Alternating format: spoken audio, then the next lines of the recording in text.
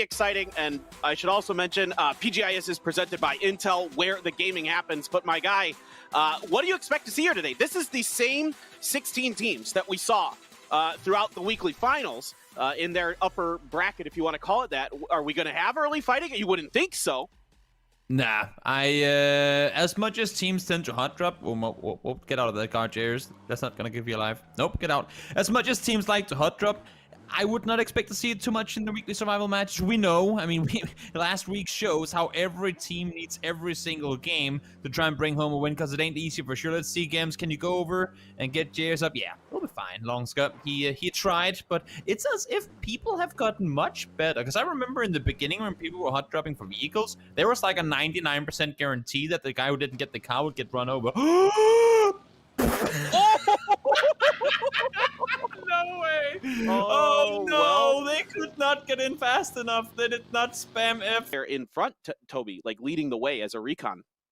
Yeah, and I'm expecting that's what they're going to be using him for as well. Go out and get info. So it's not only PO who's the, I don't want to say expendable one, because of course they want to keep their IJ alive, but he is usually one taking the more aggressive flanks to try and get info. If they have Alpaca out there kind of helping him take some of that burden off his shoulders, there's a bigger chance that PO can stay united with the teammates. Now let's hope for a second attack all around, getting pulled up on by TSG, but it seems to me like attack all around are the ones succeeding right now. Peng falls down early. We still have the remaining teammates here, so even though the quick knock came in, they're still committed to try and take the fight.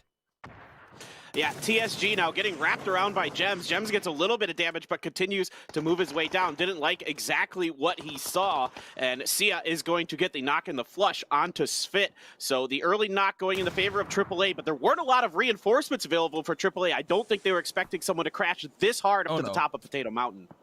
Yeah, they were for sure not. They're still very, very split thin. You can see Yanko is far off towards the west side. Jayers is only now coming in to try and help. So Swit falling down, not a whole lot they can do about it. And now I think, ooh, nice tags coming in from Yanko, finds Yamsi. And this is the issue for TSG right now. They pulled up in the center, and they're completely surrounded by attack all-around players. Finally, they live up to their names, because they really are attacking from all around. They're on all sides of them. And I don't see Shandy or Wally really be able to get out of this one alive. Yeah, they're really just trying to hunker down, see if they can avoid any more damage as they rolled into this. And you're going to find Shandian just running back here, checking the back ends as Jayers is making a wide flank, going to let loose with the SLR. Does not catch any tags with it. Now, Circle going to be shifting, and we are making a pretty hard one down to the southwest. Coming at center, and that's exactly what we're seeing now. Afreeca Freecs full-on pull-up towards FaZe Clan. 1 down, 2 down from Afreeca Freecs. First was EJ knocked on his own, then one more down. It's just a Kaori left alive. This is going to be a tough one. 1v4. I do not see how you stay alive here, mate.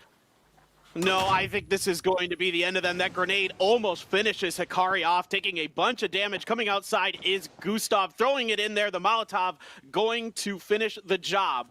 And that is, now let's see where Circle number 4 decides to head down right on top of STK. That's Virtus.pro did jump into vehicles. Seemed like they were trying to sneak on through, crash down towards the compound, but not quite the case. Here comes Esther, here comes Gen.G. They want to come over and say hello to TSG, and Iononix finds one from afar. Shantian is there as well, but it ain't gonna matter. Gen.G claims the shack. As he was reaching out, trying to scout ahead for them over to Soniqs and FURIA. This battle has been kind of stalemated for some time, but now it might need to kick off as the Circle has left a knock. It's actually going to be Buyohu from K7 that gets that. It's going to be a finish for Mime with the frag. So disaster for FURIA, as them being on the southern side of this puts them in a long-range pinch between the Soniqs who are right in their face and K7 who's into the Circle. Yeah, and they only got 2 players alive as well. Let's see how Necro and Rusty can hold this one off. It's a 2v4. Molly thrown towards this doorway. Means no engagement, at least for now. That nade, oh, that could do a lot of damage to Rusty. Nope, 38 it is. One more money thrown upstairs. It's such a difficult staircase to have to push. We'll see if they can succeed. In the meantime, 4AM full-on pull-up. We saw it in the corner of the screen there, but now Necro finds the first one with a shotgun, trying to hold the angle here. This is, I mean, I talked about it coming into week 1. When you're in late game, drop those SLRs and DMRs overall and get the shotguns up. In the meantime, well, we didn't see it on screen, but K7 just got completely annihilated by 4AM. Yeah, 4AM likes to put their foot down and assert their territory whenever they feel like it, and this time it's going to be K7 who falls to it. Now Soniqs trying to scramble, figure out what to do because they do not feel confident to push up these stairs. As you mentioned, incredibly difficult to get on up these stairs, but now they're going to let Tiggleton lead the way. He comes up, doesn't look around the corner. Win takes a headshot. Necro's coming over, but it is going to be H-Win that gets the finish onto both of them and saves the day, but the blue is here, and that means Tiggleton is going to go down. Really open spots are taken already. Mime falls, Clip able to find him. Vehicle spins on its own down towards the south, and now FaZe and STK with the new circle popping, sitting in their respective 2 only compounds in the circle. And I'm actually surprised to see no one's opted to pull up an STK yet, because you'd have to assume that Unstable would back off if they push to the north side of that compound with the road splitting it in the middle. But Virtus.pro out as well. 9 teams left alive, and to be fair, it's still practically impossible to call the winner of this one. Yeah, absolutely. This one could go to anybody. Now Aviza trying to cut through 4AM territory. Lou doing a whole bunch of damage, but taking some in return. A grenade from Godvi finds him and a member of Liquid. So 2 down for Liquid. Godvi comes running down the hill like, sorry, bro, my bad. And Esther from Gen.G going to be priming a grenade of his own. Going to let it fly into the face of 4AM. It bounces right underneath it. A perfect grenade from Esther. Finds Godvi and finishes Lou. Go out on his own into attack all around. Now they hold off Navi as well, so a really good start here for Oath. A lot of damage probably being done. Let's see if they can weather this through the rest of the game and maybe find a way to get control of the southwestern side. Snakers finds Jair's headshot, gonna put him down quickly. Takes a bunch of damage, down to 4 health, but should have enough time to get the health kit going. As the rest of attack all around a bit too far away to really follow up. Yeah, only issue now for Oath is that they're not inside the circle yet. They need to continue moving on forward. Chairs will get killed. Pat Caps as well, not inside the circle yet. If he gets knocked here, there's no way he gets back up on his feet. Yankov will fall though. Reload the drive action, a drive-by action, I should say, comes into effect. And there you go. Attack all around eliminated. And Oath not only stay alive, but they find a spot in the circle too. Really think about getting this guy knocked out here. They got to be careful about Infantry. You can see on the on the top left side of the screen there, but they want to get this done fast because the longer this takes, the more likely Infantry is to get involved. There's an Onyx finishing crazy. Let's see what Infantry wants to do here, Toby. And I mean, looking at their play so far, 8 kills. I know in the grand scheme of things, the kills won't matter, but they're sitting in a really good position. If they can lob just 1 nade down behind that shack, that's a quad kill right there. Oh my god. Alpaca throw a nade, Alpaca. Throw a nade, please. I beg you. Come on. He's going for it. It's going to bounce outside. That's 9. Definitely going to be knocked for sure. Zhao Ying able to step up to the hill to avoid it. It's going to be Alpaca going down from Luke 12 from afar. And Onyx and Esther need to get involved in this fight pretty quickly. Blue is right on their heels. Not much time left for them to go. Esther, last frag, going to be coming out. Again, STK doing damage from afar. They're going to find the finish on the 9 and the knock onto Zhao Ying. Now the 2 in the shack. The only ones left standing for Infantry. And as little as they want to be committing to take this fight, it's really the only spot inside the circle they can play from. And I don't even think they have a vehicle to get down there. So try and take out Infantry. Maybe there's a chance to get down the hill. But with both FaZe, STK, and Oath looking your direction right now, it's looking very, very grim.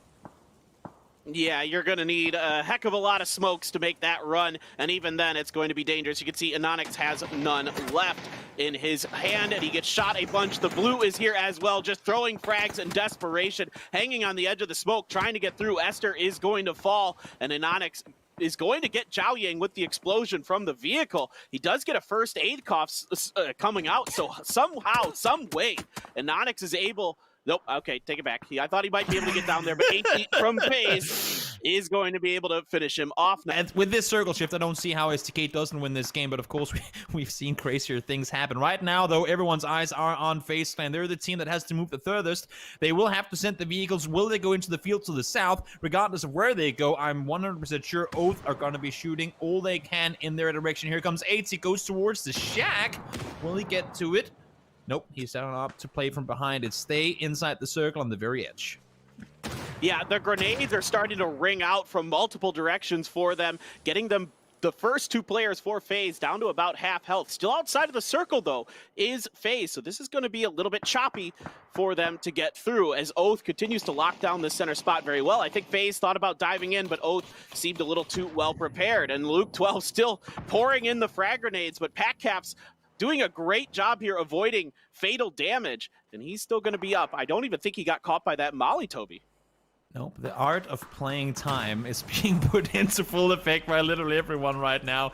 Everyone's trying to force other teams to fight one another, and I think Oath might be not regretting, but the fact they're prone in between all these players is not going to make things any easier for them. Infantry trying to make the runoff. Gustav falls, maybe over-peaking a little bit on that one. Luke able to find him. Will get flushed and confirmed as well. It's just Brolyang left alive long, so you can see ticking down to Blue is going to die. I don't think there's a whole lot left in it for Infantry. Only the Blue, only the smokes are keeping them alive right now. And you can see Oath, they are within Nate distance from FaZe Clan. So what's going to happen there? PackCaps falls early. Yeah, finally that vehicle blows up, and now Oath exposing them, or excuse me, Infantry exposing themselves, going to go down to the fire of Ence. Oath stuck in the middle. I liked the setup that Oath had. They're very spread out. They're spreading their vehicles out, not really giving anyone a good read, a good ability to really utilize those throwables as effectively as we've seen, particularly STK so far in this tournament and all of 2020. Frankly, they've been really great with their ability to make those frags and mollies connect. But Oath doing a good job recognizing the situation, staying spread out. Now FaZe has to be on the move, and it's going to be STK kind of creeping in on the western side of this and really watching the edges of those smokes.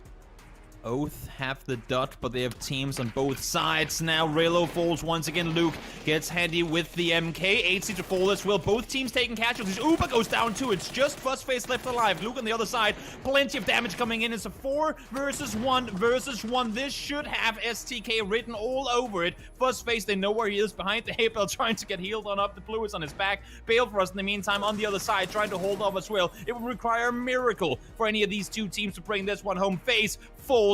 Balefrost left as a solo player versus 4 of STK. This should be over, and no, Balefrost is still alive. There you go. There you go. STK